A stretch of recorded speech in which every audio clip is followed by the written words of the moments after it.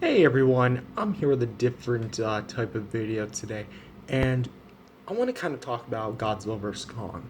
Godzilla vs. Kong, without a doubt, is the biggest movie of this year. It has scored more than $400 million at the box office, and even despite a release on HBO Max, has done significantly well, and we're getting a sequel, Son of Kong. That being said, I want to kind of help people out in terms of what kind of figures I would recommend for a Godzilla vs. Kong display. Now, this is only the characters themselves, like the figures. Uh, this is not going to be covering any kind of buildings or aircraft carriers or any kind of other things like that. It's going to be Godzilla and Kong themselves. Which figures do I think will perfectly match up with each other? And yeah, that's kind of what we're going to be looking at here. So I have four figures total we're going to be looking at, two Godzillas and two Kongs. So without further ado, let's go ahead with the Godzillas first. So first up, we have NECA's Godzilla 2019 from Godzilla King of the Monsters. He's literally just the same Godzilla as we saw in 2021. So theoretically, you could also use this as a 2021 Godzilla, no problem. The only differences design-wise I can really think of is that Godzilla's spines might be a tad bit bigger, but that might be just it. It might not even be the same. It could just be from perspective. And this guy's gonna run you about 25 bucks at retail, and he comes with the from here to here, his tail disattached, and that's kind of about it though. So if you want a kind of a normal looking Godzilla, this is gonna be, in my opinion, your best bet.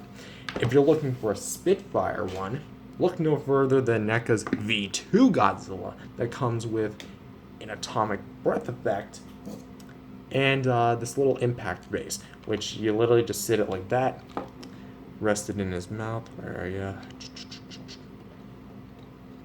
And yeah, there you go. It doesn't sit too well, at least for me. But once again, this thing is going to retail you about 25 bucks. So we're going to move the Godzillas off to the side here for a little bit. Alright, very good. Now, what about the Kongs? Well, for Kongs, I do recommend this Kong, the Playmates Godzilla vs. Kong with the battle axe. And the reason why I didn't recommend the Playmates Godzilla with heat ray is because, as cool as that figure is, it's not really the greatest figure in the world. It has a lot of problems that makes you wonder, how is this really good? Well, that's just kind of a little bit mid of the hill, if that makes any sense. I feel like they could have done a little better on that figure. But yeah, for accessories, he comes with his little battle damage piece and his battle axe, which, you know, it's perfectly good. And for the other Kong I have, it's going to be the Mezco King Kong of Skull Island.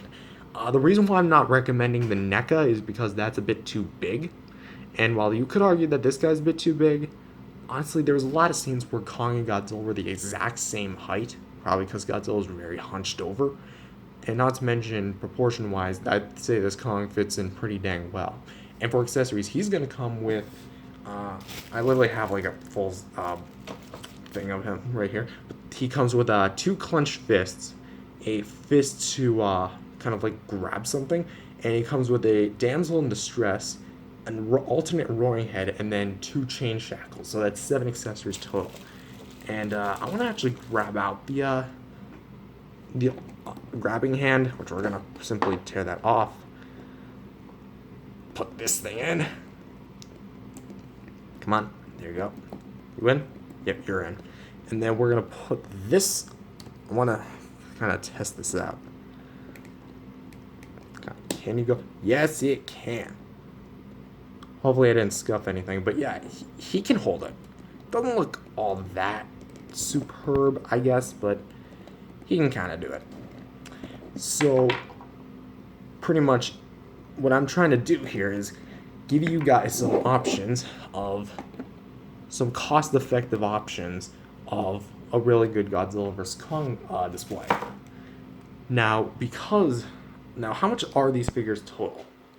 Well, I already mentioned that the NECAs are going to be about $25 each, and the Playmates Godzillas and Kongs go for about $10 each, and the Mezco is going to be the most expensive at about 40 to 50.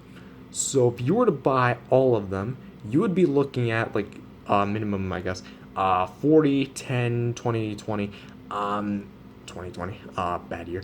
You would be looking at around 100 or so dollars, no, $90, I think, before like taxes and or shipping, depending on how you get these. So, and what's weird about this is that if you get all these ones, that is still, may I remind you guys, still less than the price of the SH Monster Arts Godzilla and Kong together. You're getting four figures that'll do a debatably better job than those two. I've heard a lot of people complain about the Kong in particular, of how much he breaks. And while the Mezco has had a pass for breaking, if you handle him correctly, like heat him up with a blow dryer, he's gonna get into a lot of cool poses.